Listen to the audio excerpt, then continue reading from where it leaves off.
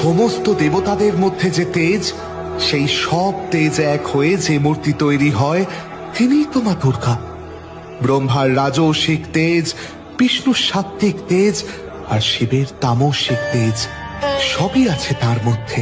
শত্রুনাশের সময় মা দুর্গা যেমন ভয়ঙ্করী, ভক্তদের বর দেওয়ার সময় সেই এক মা দুর্গাই তেমন দয়াময়ী, তেমনই করুণাময়ী। মা দুর্গাই এই জগৎকে সৃষ্টি করেছেন, তিনি এই জগৎকে রক্ষা করছেন, আবার সময় হলে তিনি এই জগৎকে ধ্বংসও করবেন।